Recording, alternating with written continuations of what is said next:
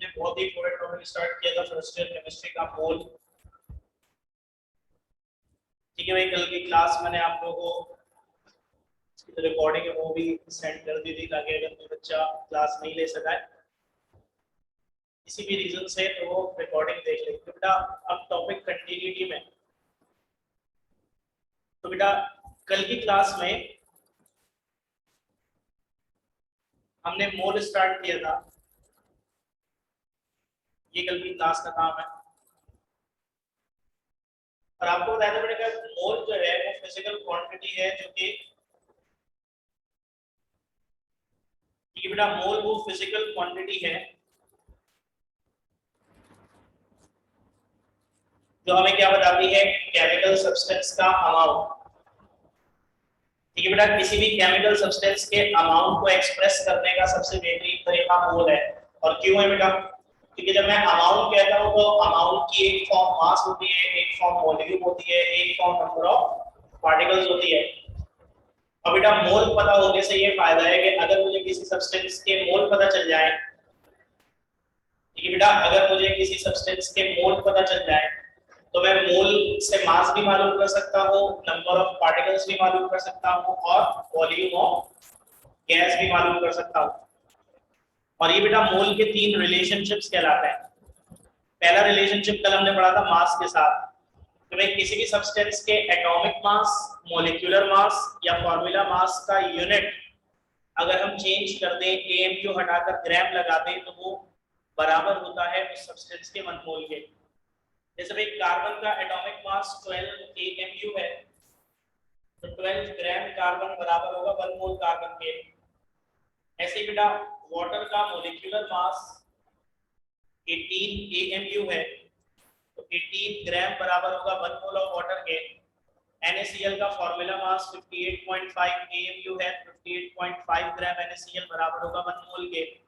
तो किसी भी सब्सटेंस के एटॉमिक मास, मॉलिक्यूलर मास या फार्मूला मास का यूनिट चेंज कर दें, एएमयू हटाकर ग्राम लगा दें, तो वो सब्सटेंस का 1 मोल हो जाएगा। ठीक है भाई, फार्मूला आपको बताया था कि भाई मोल बराबर होता है मास डिवाइडेड बाय एटॉमिक और मॉलिक्यूलर मास, ये मेन फार्मूला है। ठीक है बेटा, मोल फाइंड करने का, अगर किसी भी सब्सटेंस का मास आपको गिवन हो, आप उसे डिवाइड कर दोगे उसके मॉलिक्यूलर मास या एटॉमिक मास से, तो आपके पास क्या आ जाएंगे उस सब्सटेंस के मोल। अब भाई बेसिक फार्मूला तो ये है, अगर मास गिवन है और मोल फाइंड करना है तो ये फार्मूला लगेगा। लेकिन अगर उल्टा कर दे, मोल गिवन है और मास फाइंड करना हो, तो किसी से ड्राइव होगा, ये एटॉमिक या मॉलिक्यूलर मास इधर आके मोल से मल्टीप्लाई होगा और आपके पास क्या आ जाएगा, मास।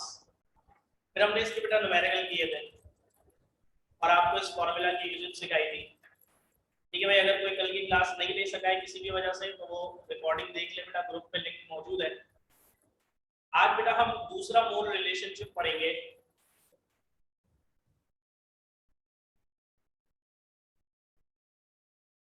ठीक है बेटे, आज हम दूसरा मोल रिलेशनशिप पढ़ेंगे और उसकी कैलकुलेशंस करेंगे। कल हमने किया था मास के साथ। सेकंड रिलेशनशिप आज हम पढ़ेंगे विद नंबर ऑफ पार्टिकल्स।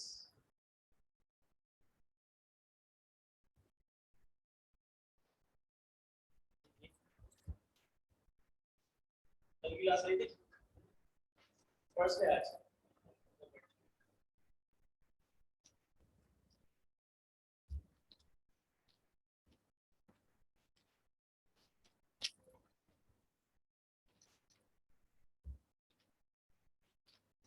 ठीक है भाई, तो हम एक बहुत ही बेसिक और बहुत ही इंपॉर्टेंट टॉपिक पढ़ रहे हैं, जो कि 9th में पढ़ते हैं, लेकिन फर्स्ट ईयर में उसका लेवल हाई होता है, और वो टॉपिक है मोल।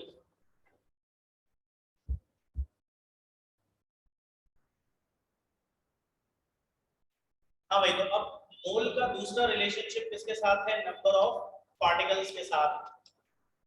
और क्या रिलेशनशिप है जरा ध्यान से सुनिएगा। 6.02 exponent 23 atoms, molecules और formula units. Of a substance is equal to 1 mole of that substance. ठीक है भाई, मोल का second relationship number of particles के साथ है, और क्या रिलेशनशिप है जरा ध्यान से देखिएगा। चलिए क्लास ली थी तो भाई किसी भी सब्सटेंस के 6.02 एक्सपोनेंट 23 पार्टिकल्स बराबर होते हैं 1 मोल ऑफ दैट सब्सटेंस के। ठीक है भाई, किसी भी सब्सटेंस के 6.02 एक्सपोनेंट 23 पार्टिकल्स बराबर होते हैं 1 मोल ऑफ दैट सब्सटेंस के। अब देखो भाई, वही वाली बेसिक्स है जो कि आपको पहले भी बता चुका हूं, ये बात पहले भी हो चुकी है बेटा बेसिक कॉन्सेप्ट्स में, कि पार्टिकल्स एटम भी हो सकते हैं, मॉलिक्यूल्स भी हो सकते हैं, और फॉर्मूला यूनिट्स भी हो सकते हैं। ठीक है भाई, particles can be atoms, molecules और फॉर्मूला यूनिट्स।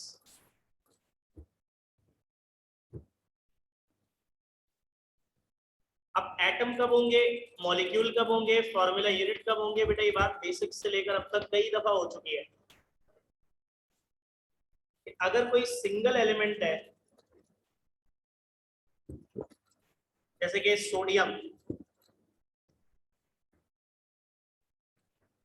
ठीक है भाई, सोडियम या कार्बन या सल्फर, अगर कोई सिंगल एलिमेंट है तो आपको पता है सिंगल एलिमेंट के पार्टिकल्स क्या होते हैं, एटम्स। तो 6.02 एक्सपोनेंट 23 एटम्स ऑफ सोडियम बराबर होंगे 1 मोल ऑफ सोडियम के। अगर कोई कोवैलेंट कंपाउंड है,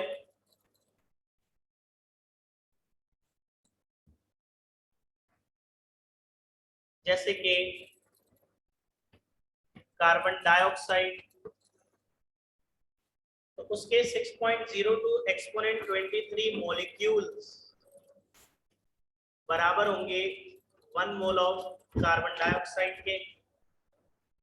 और अगर कोई आयोनिक कंपाउंड है जैसे कि NaCl, तो उसके 6.02 एक्सपोनेंट 23 फॉर्मूला यूनिट्स बराबर होंगे 1 मोल ऑफ NaCl के। तो भाई किसी भी सब्सटेंस के अगर 6.02 एक्सपोनेंट 23 पार्टिकल्स हैं तो वो बराबर होंगे उस सब्सटेंस के 1 मोल के। अब पार्टिकल्स एटम्स भी हो सकते हैं, मॉलिक्यूल्स भी हो सकते हैं, और फॉर्मूला यूनिट्स भी हो सकते हैं। ठीक है बेटा, अगर सिंगल एलिमेंट है like sodium, like sulphur, like carbon, तो सिंगल एलिमेंट के पार्टिकल्स एटम्स होते हैं, तो 6.02 एक्सपोनेंट 23 एटम्स बराबर होंगे 1 मोल के। अगर कोई कंपाउंड है तो कंपाउंड में कॉम्बिनेशन होता है, ठीक है भाई, एटम्स कंबाइन होते हैं। तो अगर न्यूट्रल एटम कंबाइन होते हैं तो मॉलिक्यूल बनता है, आयंस कंबाइन होते हैं तो क्या बनता है, फॉर्मूला यूनिट। ये बात मैंने आपको बताई है। और मैसेज किया हुआ बेटा कोवेलेंट और आयनिक, मैंने पढ़ाते हुए बात बोली थी कि देखो अभी एक्सप्लेन नहीं किया जा सकता। फर्स्ट ईयर केमिस्ट्री में सबसे हाई लेवल के कॉन्सेप्ट्स बॉन्डिंग में, तो मैं आपको अभी से बता रहा था। मैंने जब सबसे पहली बार ये बात नोट की थी तो मैंने आपसे एक सवाल पूछा था कि बेटा आपको याद होना चाहिए कि आपने 9th क्लास में कोवेलेंट बॉन्ड, आयनिक बॉन्ड पढ़ा था। अब वो क्या होता है अभी उसको छोड़ दें, ठीक है बेटा। अगर आपने नाम सुना हुआ है तो बहुत है फिलहाल। ठीक है भाई, जब पार्टिकल्स जुड़ते हैं ना तो कैसे जुड़ते हैं, बॉन्डिंग के जरिए। अब दो तरह की बॉन्डिंग होती है, कोवेलेंट बॉन्डिंग और आयनिक बॉन्डिंग। अगर पार्टिकल्स, एटम्स कोवेलेंट बॉन्ड से जुड़ेंगे तो कोवेलेंट कंपाउंड बनेगा, और कोवेलेंट कंपाउंड में मॉलिक्यूल होते हैं। तो बेटा 6.02 एक्सपोनेंट 23 मॉलिक्यूल्स बराबर होंगे 1 मोल के। तो जितनी भी गैसेस हैं और लिक्विड्स हैं वो सब क्या होते हैं, कोवैलेंट कंपाउंड्स। ठीक है भाई, जितने भी गैसेस और लिक्विड्स हैं, जैसे कार्बन डाइऑक्साइड क्या होती है, गैस होती है, वाटर क्या होता है, लिक्विड होता है, तो ये सब क्या है, कोवैलेंट कंपाउंड्स। और इनमें पार्टिकल्स क्या होंगे, मॉलिक्यूल्स। तो 6.02 एक्सपोनेंट 23 मॉलिक्यूल्स बराबर होगा किसके, 1 मोल के। अच्छा, जो आयोनिक कंपाउंड होते हैं उनमें आयंस होते हैं, और आयंस के कॉम्बिनेशन के लिए मैंने आपको बताया था क्या वर्ड यूज किया जाता है, फॉर्मूला। भाई जिस तरह एटम्स के कॉम्बिनेशन को मॉलिक्यूल कहते हैं, आयंस के कॉम्बिनेशन को क्या कहते हैं, फॉर्मूला यूनिट। ठीक है भाई, तो जिस तरह कोवैलेंट कंपाउंड में मॉलिक्यूल होता है 6.02 एक्सपोनेंट सॉरी कोवैलेंट कंपाउंड्स में जिस तरह से मॉलिक्यूल्स होते हैं, तो मैंने कहा कि 6.02 एक्सपोनेंट 23 मॉलिक्यूल्स।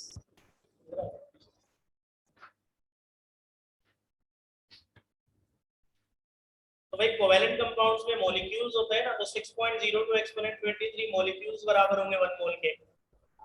आयोनिक कंपाउंड में फॉर्मूला यूनिट्स होता है, बट मैंने आपको बताया था कि कॉन्सेप्ट सेम है, नाम चेंज है। जिस तरह एटम्स का कॉम्बिनेशन मॉलिक्यूल होता है, आयंस का कॉम्बिनेशन क्या होता है, फॉर्मूला यूनिट। तो भाई कोवैलेंट कंपाउंड में मॉलिक्यूल्स होते हैं, आयोनिक कंपाउंड जैसे कि सॉल्ट्स वगैरह में क्या होता है, फॉर्मूला यूनिट्स। तो अगर आयोनिक कंपाउंड है, सॉल्ट्स है, तो उनके 6.02 एक्सपोनेंट 23 फॉर्मूला यूनिट बराबर होंगे 1 मोल के। तो देखो वही कॉन्सेप्ट है, कई बार रिपीट हो रहा है, और आपको इससे ये समझ में आना चाहिए कि बेसिक्स में मैंने इस कॉन्सेप्ट को इतना ज्यादा इसलिए आपको समझाया था क्योंकि आगे इससे रिलेटेड बहुत सारी चीजें आती है। 9 में ये कॉन्सेप्ट मैटर नहीं करता था, लेकिन यहाँ पर ये कॉन्सेप्ट बेटा बहुत ज्यादा मैटर करता है। ठीक है भाई, तो एक बार फिर से रिव्यू कर रहा हूँ ताकि आपके दिमाग में कोई भी कंफ्यूजन ना रहे।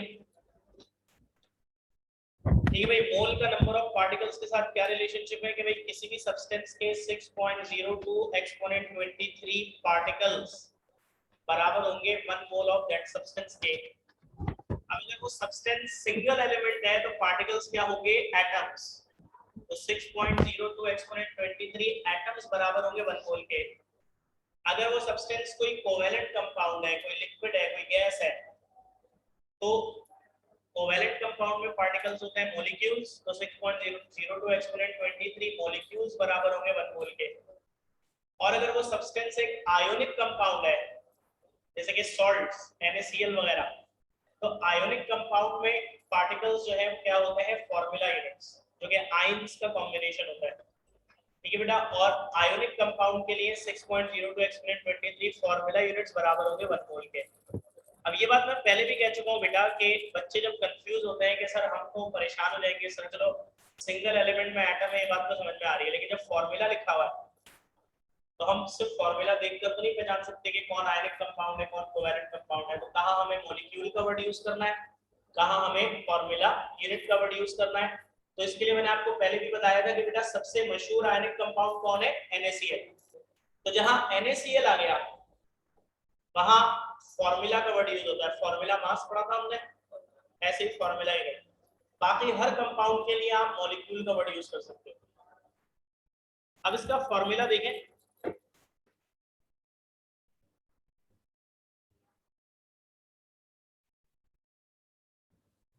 तो क्या हमें यूज करना है अभी कैलकुलेशंस में, मोल्स तो किससे रिप्रेजेंट करते हैं बेटा, स्मॉल n से। बेटा नंबर ऑफ पार्टिकल्स के हिसाब से मोल का जो फॉर्मूला है वो क्या है, नंबर ऑफ पार्टिकल्स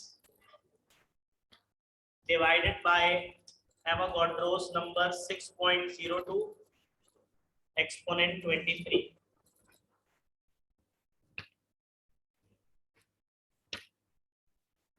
ठीक है भाई, क्या फॉर्मूला है, number of particles divided by Avogadro's number 6.02 exponent 23।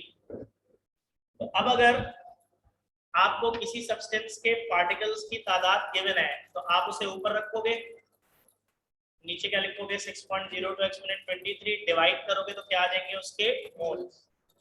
अगर पार्टिकल्स गिवन है और मोल निकालना है तो नंबर ऑफ पार्टिकल्स को ऊपर रखोगे, डिवाइड करोगे 6.02 एक्सपोनेंट 23 से, आपके पास क्या आ जाएंगे, मोल। अब ये बेसिक फॉर्मूला है और ये कब यूज होता है, जब आपको नंबर ऑफ पार्टिकल्स गिवन होंगे और मोल फाइंड करना होगा।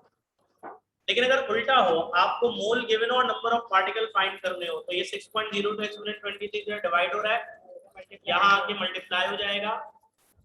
तो नंबर ऑफ पार्टिकल्स का फॉर्मूला क्या आ जाएगा बेटा, मोल्स मल्टीप्लाइड बाय 6.02 एक्सपोनेंट 23, ये ड्राइव फॉर्मूला है।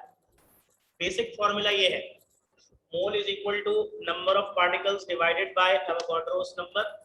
ये कब यूज होता है, जब आपको पार्टिकल्स गिवन होंगे और मोल फाइंड करना होगा। दूसरा फॉर्मूला नंबर ऑफ पार्टिकल्स निकालने के लिए है, जब आपको मोल गिवन होंगे और पार्टिकल्स फाइंड करने होंगे, तो आप मोल की वैल्यू को मल्टीप्लाई कर दोगे 6.02 एक्सपोनेंट 23 से, तो आपके पास आ जाएंगे पार्टिकल्स। ठीक है भाई, अब इसका न्यूमेरिकल देखिएगा, calculate the number of atoms in 15 moles of sodium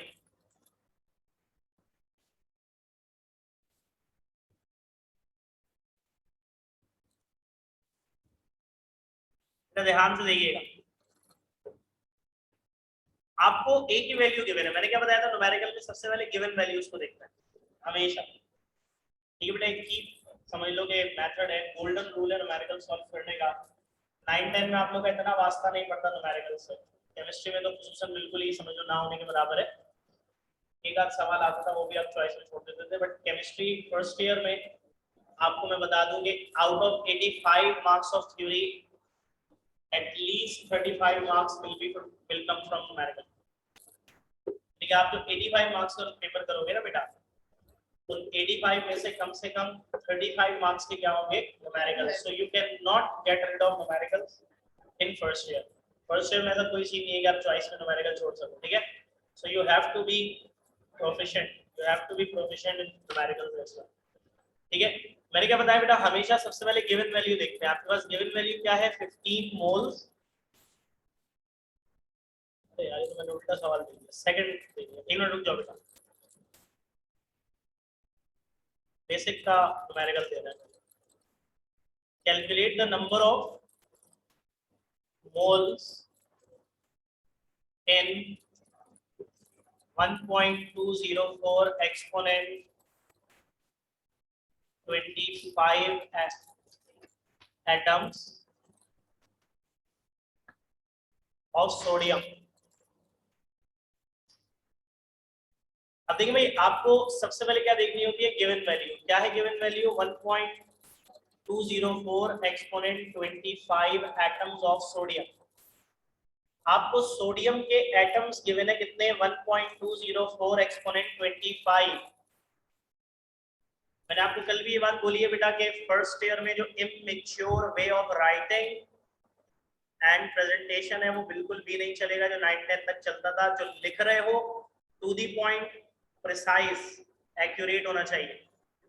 ठीक है भाई, तो आप इसको देखो डेटा में कैसे लिखोगे, number of atoms of sodium 1.204 exponent 25। ठीक है भाई, आपको सोडियम के एटम्स की तादाद गिवन है कितनी, 1.204 एक्सपोनेंट 25, और आपको फाइंड क्या करना है, नंबर ऑफ मोल्स। तो number of moles of sodium आपको फाइंड करना है, तो वो क्या है बेटा, रिक्वायर्ड। मुख्तसर सा डेटा है इसका, सॉल्यूशन। बेटे हमेशा सॉल्यूशन में आप सबसे पहले फॉर्मूला लिखोगे। क्या फॉर्मूला है बेटा, मोल्स स्मॉल n, इसके बराबर होता है बेटा number of particles divided by Avogadro's number. अब देखिए भाई नंबर ऑफ पार्टिकल की वैल्यू क्या गिवन है यहाँ पे 1.204 एक्सपोनेंट 25। तो बेटा जो पार्टिकल्स की वैल्यू गिवन थी वो ऊपर लगा दी नंबर ऑफ पार्टिकल्स की जगह, नीचे ऑलरेडी एक वैल्यू है एवोगाड्रोस नंबर 6.02 एक्सपोनेंट 23। बेटा डिवाइड करें, बताइए मोल्स ऑफ सोडियम कितने आएंगे। ठीक है भाई 1.204 एक्सपोनेंट 25 डिवाइडेड बाय 6.02 एक्सपोनेंट 23 0.2 आ रहे हैं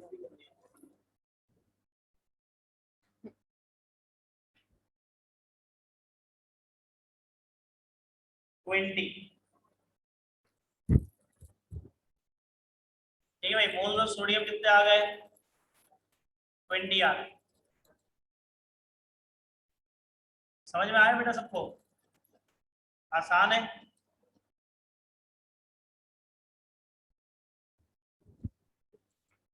बेहतरीन सवाल बेटा, इस सवाल पे आपको जो है वो क्यों मोबाइल मिलना चाहिए।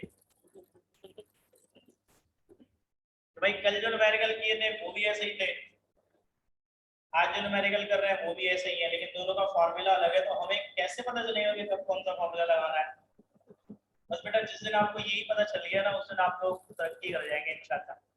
बेटा गिवन से पता चलेगा फॉर्मूला कौन सा लगाना है। गिवन जब मास होगा दायरे बेटा वो फॉर्मूला लग सकता है ना जिसमें मास हो, जिसमें मास होगी उस फॉर्मूले का क्या करेंगे।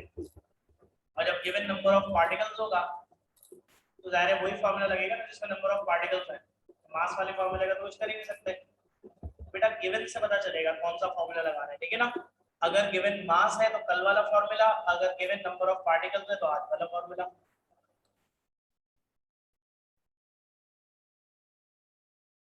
हाँ भाई ये वाला न्यूमेरिकल समझ में आ गया सबको, बहुत इजी है, कोई इसमें मसले वाली बात नहीं है। देखो भाई ऊपर के थ्योरी कॉन्सेप्ट में अगर कोई इस चीज में अटक गया और अभी तक अटका हुआ है कि वो सब एटम मॉलिक्यूल फार्मूला यूनिट में पता नहीं क्या कहानी सुना रहे थे, तो बात सारी ये है बेटा कि आपने इस चीज को नहीं छोड़ छेड़ना। अभी न्यूमेरिकल पे आ जाओ। अगर वो वैसे तो देखो कई बार बेसिक्स में ये बात हो चुकी है, लेकिन हो सकता है कि किसी का लेक्चर मिस हुआ हो सकता है किसी ने आज ही ज्वाइन किया हो।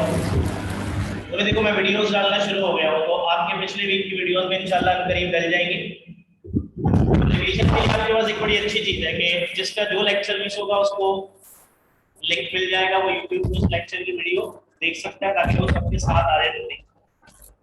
ये बात मैं कई बार रिपीट कर चुका हूँ आपको, covalent compound, ionic compound, molecule, formula unit वाली कहानी, लेकिन अब उससे निकल आओ न्यूमेरिकल पे। अब बस पार्टिकल का वर्ड ध्यान में रखो कि भाई 6.02 एक्सपोनेंट 23 पार्टिकल्स बराबर होता है किसके 1 मोल के। और अगर वो कुछ चीज में कंफ्यूजन है बेटा तो आपको पिछले लेक्चर्स देखने होंगे, उनकी वीडियोस आपको दे देंगे। अब आप कैलकुलेशन पे आ जाओ और बेसिक बात ध्यान में रखो कि अगर किसी भी सब्सटेंस के 6.02 एक्सपोनेंट 23 पार्टिकल है तो वो बराबर होगा 1 मोल के। और फॉर्मूला क्या है, number of particle divided by 6.02 exponent 23। बेटा 20 ऐसे आया कि आपको डिवाइड करना पड़ेगा इन दोनों को। 1.204 एक्सपोनेंट 25 से डिवाइड करो 6.02 एक्सपोनेंट 23। और बेटा पैसे खर्च कर ले, साइंटिफिक कैलकुलेटर ले लें, ठीक है। इंतजार ना फरमाइए ज़्यादा। फर्स्ट ईयर पहले दिन से पढ़ाई जो होती है ना बेटा उसको पहले दिन से शुरू करना पड़ता है। मसला है और तो टाइम भी कम है। आपको पता है पहले फर्स्ट ईयर की का ए सेक्शन कब स्टार्ट हो जाता था, मई में। और अभी फर्स्ट ईयर का ए सेक्शन कब स्टार्ट हो रहा है, अगस्त में। कितने महीनों का जो है वो कितने महीनों की कमी आ गई, 3। अब सोचोगे अगर 3 महीने की कमी आ गई, अगले साल का कुछ नहीं पता बेटा, कोरोना की लहरें तो खैर आती जा रही है, लेकिन अगर ये लहरें खत्म हो गई ना तो अगले साल एग्जाम मई में होंगे। और इसमें मैं आपको बता दूं कि 4 महीने आपको अगले साल मिलेंगे और इसमें आपके पास टोटल कितने महीने बाकी रह गए हैं, 5, ठीक है ना। तो ये 9 महीने हैं अगर मई में एग्जाम होता है, ये भी अगर मगर वाली सिचुएशन। सेकेंडली बेटा ये भी नहीं पता कि दोबारा लॉकडाउन का क्या सीन होगा, मतलब फिर कोरोना की लहरें आती हैं, there are so much complications, so we cannot afford to miss or waste the time of our lectures. ये बात ध्यान में रखें बेटा, आमतौर पे नए नए बच्चे आते हैं उनको बड़ा पैम्पर किया जाता है कि पैम्पर वाला पैम्पर नहीं, अंग्रेजी वाला पैम्पर है। अंग्रेजी में पैम्पर करने का मतलब होता है बहुत ज्यादा अवगत करना। जैसे नया नया बच्चा पैदा होता है उसकी की जाती है, तो आपकी भी पैदाइश होती है बेसिकली मुस्लिम, तो बहुत पैम्पर किया जाता है, अपने हाथ से निवाले बना बना के टीचर खिलाते हैं और वो फिर बच्चों की आँख का तारा भी होता है। लेकिन यहाँ मसला सारा ये है बेटा कि we have no time to waste in such things. आप लोगों को इतना समझदार होना पड़ेगा कि आप इस बात को समझ लें कि why I want to use each and every bit of my lecture and study. Okay, थोड़ा सा बेटा समझदारी का मुजाहरा कीजिए।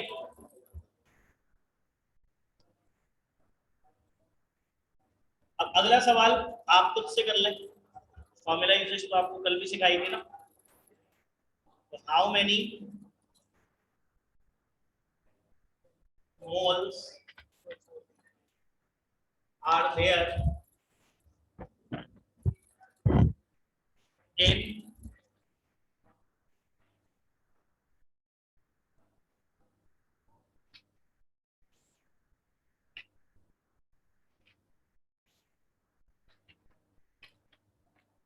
2.408 exponent 21 molecules of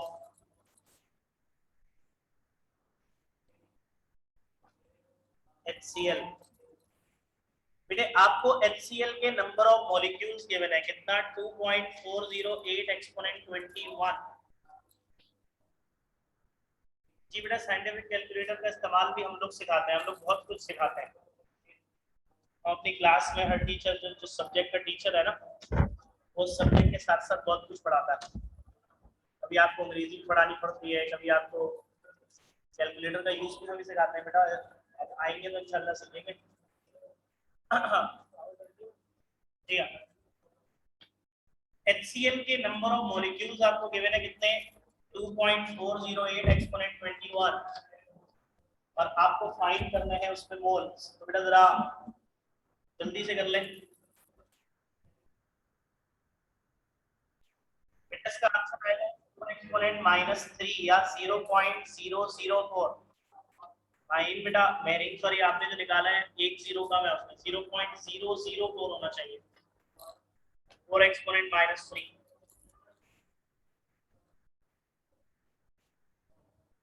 देखिए भाई मैंने क्या बोला है, सबसे पहले गिवन वैल्यू को देखो।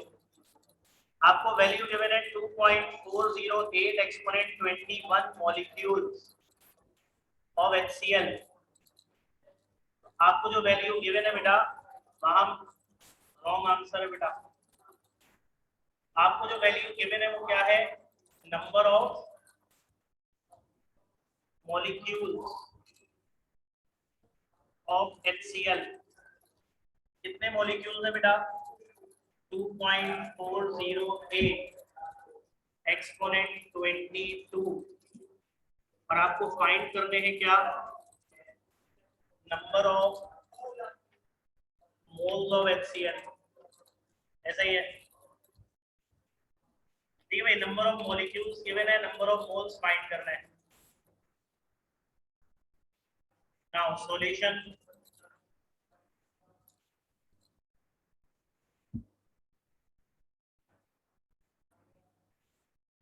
we know that moles small n बराबर होता है number of particles divided by 6.02 exponent 23। बेटे नंबर ऑफ पार्टिकल्स की वैल्यू क्या है, 2.408 एक्सपोनेंट 21, और एवोगाड्रोस नंबर 6.02 एक्सपोनेंट 23। बेटा डिवाइड करोगे मोल्स ऑफ HCl की वैल्यू आपके पास आएगी 4 एक्सपोनेंट -3, या 0.004, एक ही बात है। ठीक है भाई, 4 एक्सपोनेंट -3 या 0.004 हो गया बेटा सबका।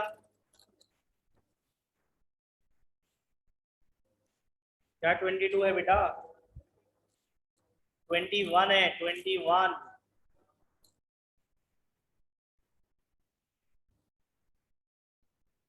क्या -2? नहीं बेटा, -3 है। आप वैल्यू गलत तो नहीं लिख रहे? पार्टिकल जो है वो 2.408 एक्सपोनेंट 21 है, 22 नहीं है। ग्रुप में एडिट हो, ये काम आ जाएगा ग्रुप में। बेटा अगला सवाल देख ले जल्दी से, टाइम क्योंकि खत्म होने वाला है मीटिंग का। देखो, इन दोनों सवालों में आपको नंबर ऑफ पार्टिकल्स गिवन था और आपको क्या फाइंड करने थे? मोल। बता दूं। ठीक है भाई, अभी तक जो दो सवाल हुए थे उनमें आपको पार्टिकल्स गिवन थे, मोल फाइंड करने थे। अब इसी को उल्टा कर दे। How many atoms are there in 15 moles of sulphur? ठीक है भाई, अब यहां पे देखो आपको क्या गिवन है।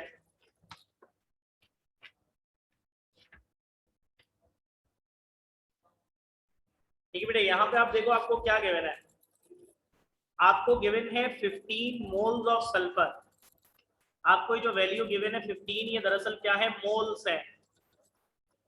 बेटा ये मैं ऐसे कैसे बता सकता हूँ 10 की पावर कैसे लिखें कैलकुलेटर में? ये तो कैलकुलेटर लेके आएंगे तो समझाएंगे, लेकिन बेटा आप देखो कैलकुलेटर में जो सबसे नीचे वाली रो बटन है उसमें एक पे या तो EXP लिखा होगा अगर सस्ता वाला कैलकुलेटर है, अगर थोड़ा अच्छा वाला है तो उसमें 10 पावर x बना हुआ होगा, उससे लगेगी।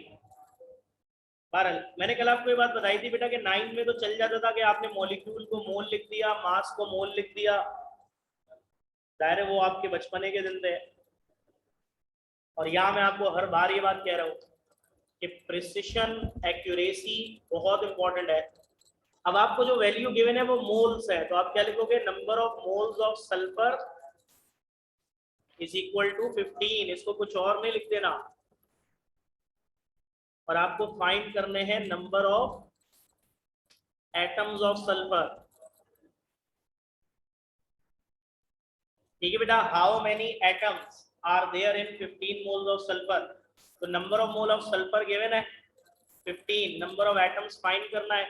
बेटा पहले हमेशा बेसिक फॉर्मूला लिखेंगे।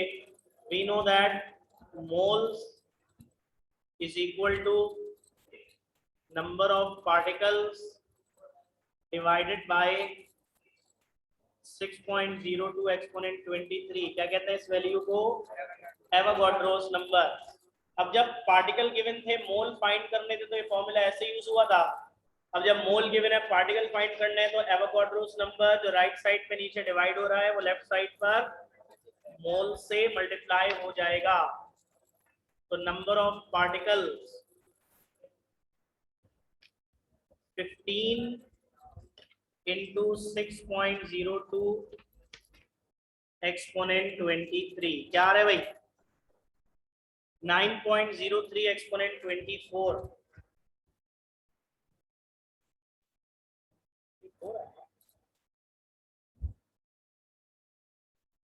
नहीं, मल्टीप्लाई लगाने की जरूरत नहीं है। 6.02 15 into 6.02 बस ये रहो।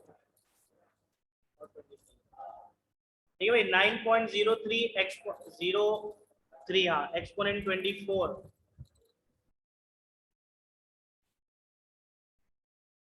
ये आ गए आपके number of particles, number of atoms of sulphur. ठीक है भाई, number of atoms of sulphur कितने आ गए? 9.03 एक्सपोनेंट 24। ऐसे एक न्यूमेरिकल आप लोगों को करने के लिए दे रहा हूँ, उसके बाद क्लास एंड हो जाएगी। बेटा अगर कोई कंफ्यूजन है तो विद इन 1 मिनट बता दीजिए बेटा, उसके बाद मीटिंग एंड हो जाएगी। क्योंकि calculate the number of molecules in 50 moles of water. आपको बेटा वाटर के 50 मोल्स, ठीक है बेटा, आपको वाटर के 50 मोल्स गिवन है।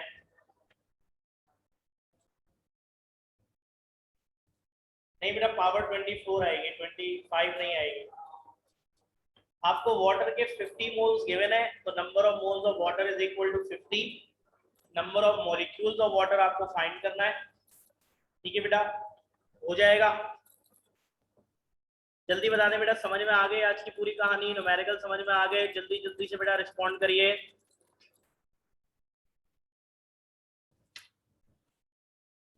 तमाम स्टूडेंट्स बेटा जल्दी से बता दीजिए, समझ में आ गया सबको?